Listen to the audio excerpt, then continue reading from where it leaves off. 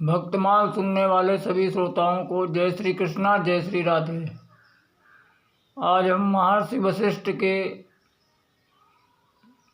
चरित्र की कथा सुनेंगे। महर्षि वशिष्ठ सर्वप्रथम जब सृष्टि का शुभारंभ हुआ था तब यह ब्रह्मा जी के 10 पुत्रों में थे, एक थे। तो उसमें सबसे बड़े थे मरीचि और उससे छोटे थे अत्रि।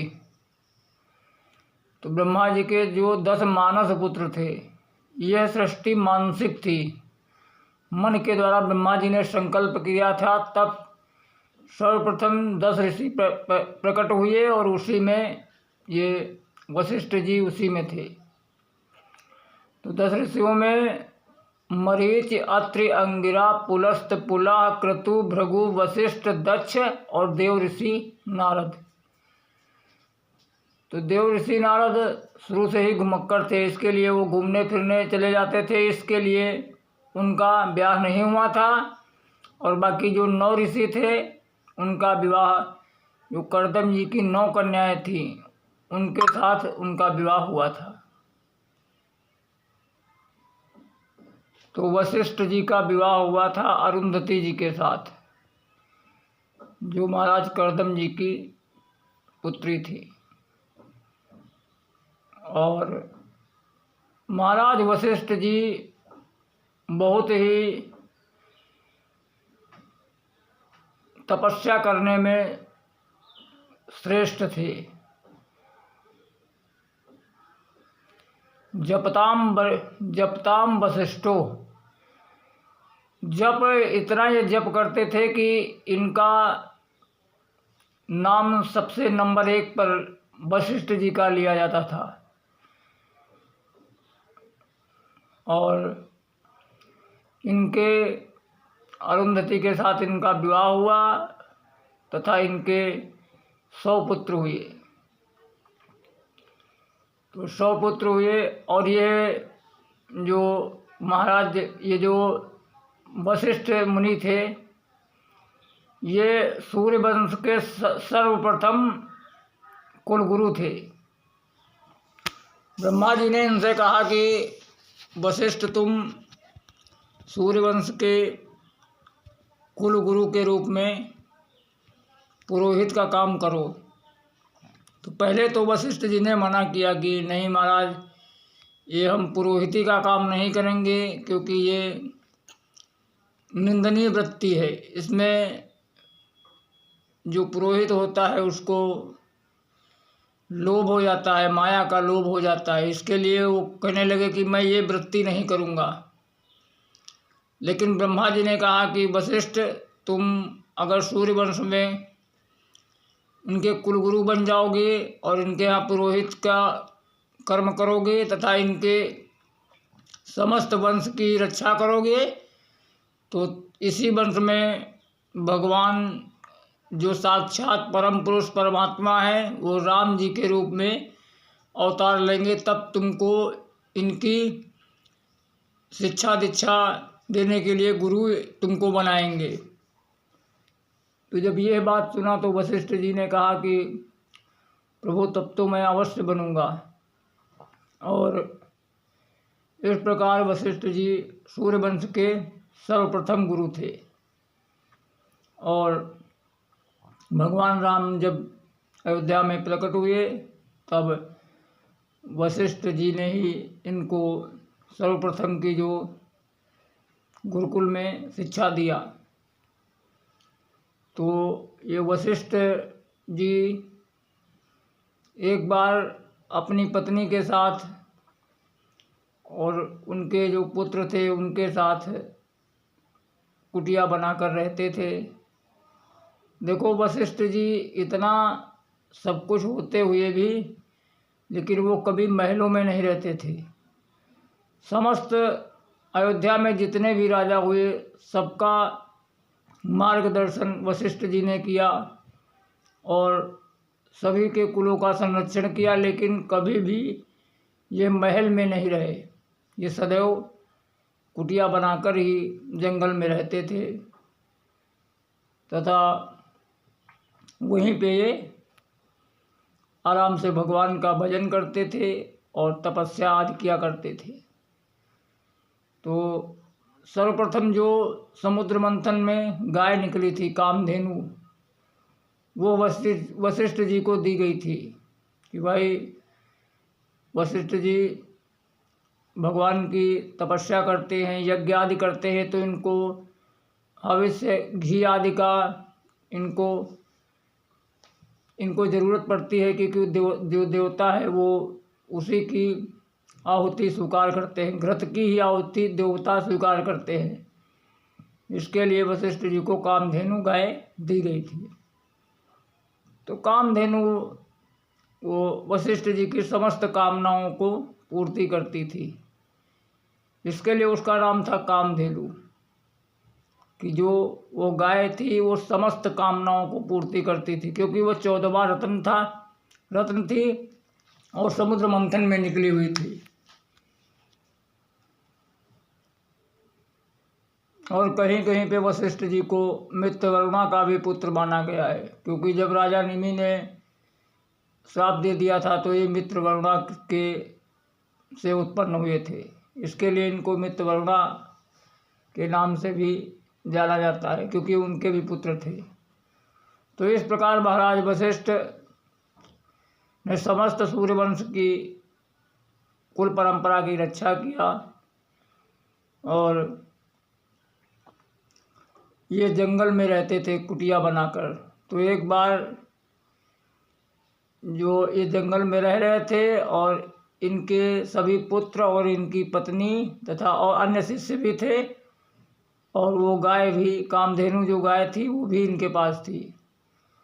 तो एक बार जो विश्वामित्र जी उस समय क्षत्रिय थे, ये राज्य का शासन करते थे, तो ये विश्वामित्र जी अपने 10,000 सैनिकों के साथ आकर वशिष्ठ जी की कुटिया पर आए, आश्रम पर, और आकर वहाँ पे और वशिष्ठ जी ने देखा तो विश्वामित्र जी का स्वागत किया, और स्वागत करके उन्होंने वो विश्वामित्र जी से कहा कि महाराज अगर आप अगर चाहें तो हमारे यहाँ आप एक समय का भोजन ले सकते हैं, और हम आपकी सेवा के लिए तैयार हैं। तो वशिष्ठ जी ने तो विश्वामित्र जी ने सोचा कि ये महात्मा तो अकेले हैं और इतनी इनके पास व्यवस्था कैसे होगी, और मेरे सैनिक हैं 10,000। पहले तो उन्होंने मना किया, लेकिन फिर महर्षि का आग्रह देखकर उन्होंने कहा ठीक है चलो, अच्छा मैं आपका निमंत्रण स्वीकार करता हूँ। और इस प्रकार निमंत्रण स्वीकार किया। तब राजा सहित और राजा के जितने 10,000 सैनिक थे उन सभी को विधिवत 56 प्रकार के भोजन कामधेनु ने, वशिष्ठ मुनि ने तुरंत ही कामधेनु को आदेश दिया कि 56 प्रकार के व्यंजन की व्यवस्था की जाए। तुरंत ही कामधेनु गाय ने समस्त प्रकार के पकवान, मिठाइयाँ और भोजन, खीर सब तैयार कर दिया।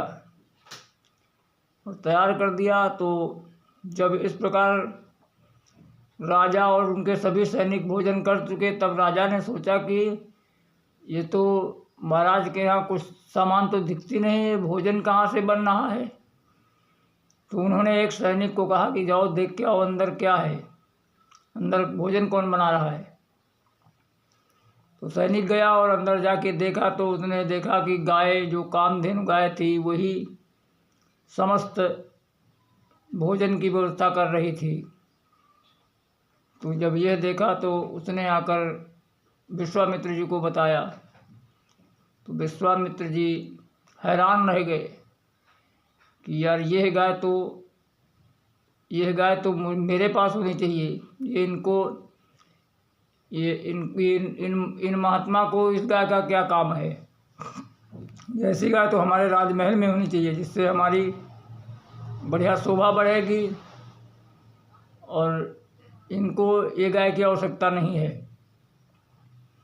तो विश्वामित्र जी ने वशिष्ठ जी से कहा कि महाराज, आप ये अपनी गाय हमको दे दीजिए और उसके बदले में हमसे 1,000 गाय यानी 1,000 गाय मैं तुमको देता हूँ इसके बदले में।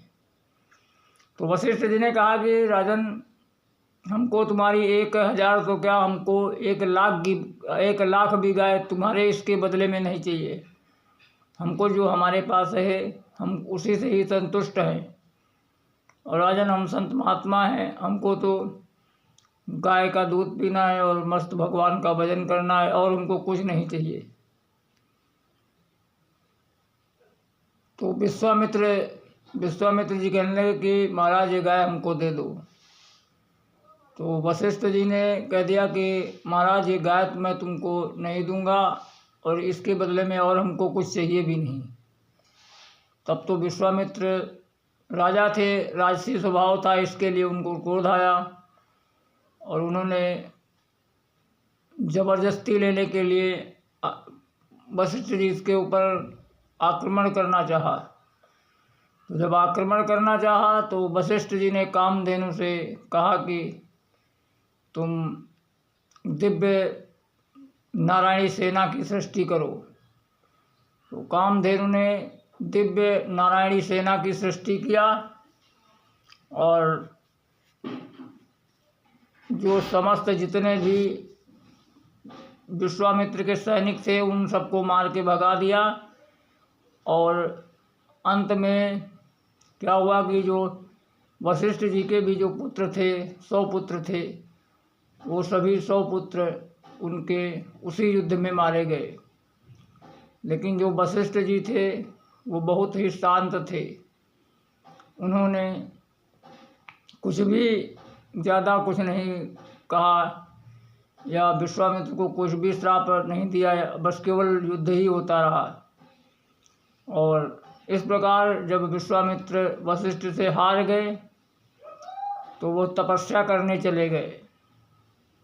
और तपस्या करने चले गए तो भगवान शंकर की विश्वामित्र जी ने बहुत दिनों तक तपस्या किया। जब बहुत दिन तपस्या किया तो वहाँ से भगवान शंकर ने प्रसन्न होकर विश्वामित्र जी को एक शक्ति दिया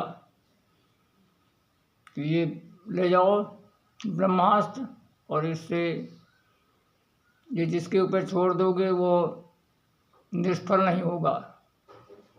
तो इस प्रकार तपस्या का अर्जन करके ब्रह्मास्त्र प्राप्त करके वापस आए और फिर विश्वामित्र जी ने वशिष्ठ जी के ऊपर आक्रमण कर दिया।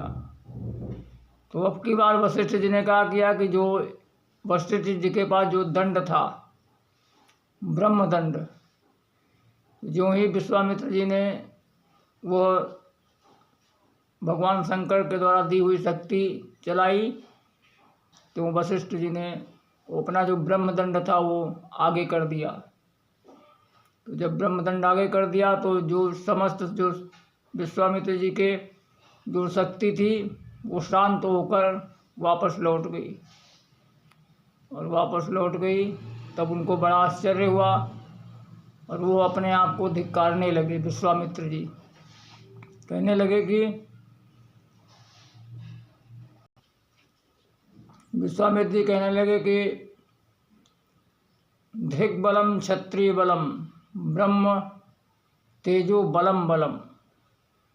कहने लगे कि ये जो क्षत्रिय का बल है वो धिक्कार है और जो ब्रह्म तेज है वही सबसे श्रेष्ठ बल है। धिक बलम क्षत्रिय बलम ब्रह्म तेजो बलम बलम। और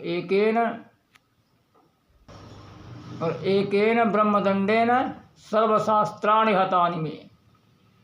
केवल इनके एक ब्रह्मदंड ने ही मेरे समस्त भी जितनी भी शक्तियाँ थी शस्त्रों की उस समस्त शक्तियों को पराजित कर दिया। और अंततः ये वशिष्ठ जी से पराजित होकर वापस ब्रह्मणत्व प्राप्त करने के लिए तपस्या करने चले गए। और तपस्या करने लगे, चले गए। और इन्होंने बहुत दिन तक तपस्या किया। पहले ये राजर्षि थे, फिर जब बहुत दिनों तक तपस्या किया तब इनको ब्रह्मर्षि की उपाधि मिली। और वो उपाधि भी महर्षि वशिष्ठ ने ही इनको ब्रह्मर्षि की उपाधि दी। और इस प्रकार ये जो वशिष्ठ जी थे, काम क्रोधादि इनके सभी इनके चरणों में लौटते थे। विश्वामित्र जी ने वशिष्ठ जी के 100 पुत्रों को मार दिया तो भी वशिष्ठ जी ने उनके प्रति कोई भी द्वेष भाव नहीं रखा और थोड़ी देर के लिए शोकाकुल होकर फिर अपनी तपस्या में लीन हो गए। ऐसे महर्षि विश्वामित्र थे, ऐसे महर्षि वशिष्ठ जी थे। एक बार महर्षि वशिष्ठ और महर्षि विश्वामित्र दोनों में ये तय हुआ कि आपस में बातें कर रहे थे कि बताओ तपस्या ज़्यादा बड़ी होती है या सत्संग। तो वशिष्ठ जी का कहना था कि सत्संग बड़ा होता है और तपस्या छोटी होती है। सत्संग का फल ज़्यादा होता है और तपस्या का फल कम होता है। तो इस पर जब कोई निर्णय नहीं हुआ तब दोनों लोग भगवान से, जो शेष भगवान थे, उनके पास गए और उनसे कहा कि प्रभु आप ये बताओ कि तपस्या का फल बड़ा होता है या सत्संग का। तो शेष भगवान ने कहा कि भाई अभी तो मेरे सिर के ऊपर पृथ्वी रखी है और इसको अगर थोड़ी देर के लिए हटा दिया जाए तो मैं कुछ निर्णय सुना पाऊंगा। तब विश्वामित्र जी ने अपनी 10,000 तपस्या का जितना फल था वो सब संकल्प करके और पृथ्वी को जो ही अपने पे धारण करने लगे तो वही पृथ्वी कांपने लगी। तो जब कांपने लगी तो समस्त पृथ्वी लोक में हाहाकार मच गया।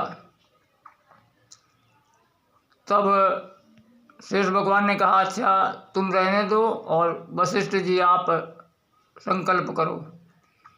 तो वशिष्ठ जी ने सत्संग का केवल आधे क्षण का ही संकल्प किया और बहुत देर तक पृथ्वी को धारण किए रखा। तो जब धारण किए रखा, बहुत देर तक धारण किए रखा, फिर थोड़ी देर बाद शेष भगवान ने फिर अपने ऊपर पृथ्वी को रख लिया। तो विश्वामित्र जी ने पूछा कि भाई महाराज अभी निर्णय नहीं हुआ, बताओ आप कि सत्संग का फल बड़ा है तपस्या का फल बड़ा है। तो शेष भगवान कहने लगे कि विश्वामित्र जी तुमने भी समझा नहीं, तुमने 10,000 वर्षों की तपस्या का जो फल मिलता था वो संकल्प करके तुमने पृथ्वी को जब धारण किया तो पृथ्वी धारण ही नहीं कर पाए और पृथ्वी कांप रही थी। और जो वशिष्ठ जी ने केवल आधे क्षण के सत्संग के संकल्प का फल से पृथ्वी को इतनी देर तक धारण किए रखा, तो इसके लिए अब तो निर्णय हो चुका है कि सत्संग का फल ही सर्वोत्तम है और सत्संग का ही सबसे बड़ा फल होता है। इस प्रकार दोनों महर्षि थे और ये तो सत्संग की महिमा जानने के लिए इस प्रकार का आपस में वो आदान प्रदान कर रहे थे, बातचीत कर रहे थे। और इस प्रकार दोनों को सत्संग की महिमा का पता पड़ गया कि सत्संग का फल ज़्यादा होता है और तपस्या का फल कम होता है। इस प्रकार दोनों महर्षि अपने अपने आश्रम में चले गए थे। तो ये ऐसा चरित्र था वशिष्ठ जी का। और वशिष्ठ जी आज भी चिरंजीवी हैं तथा ये आज भी सप्तऋषियों में इनकी गिनती रहती है और भगवान राम के कुल गुरु थे। इस प्रकार वशिष्ठ जी की कथा आप सबने सुनी। जय श्री कृष्णा, जय श्री राधे।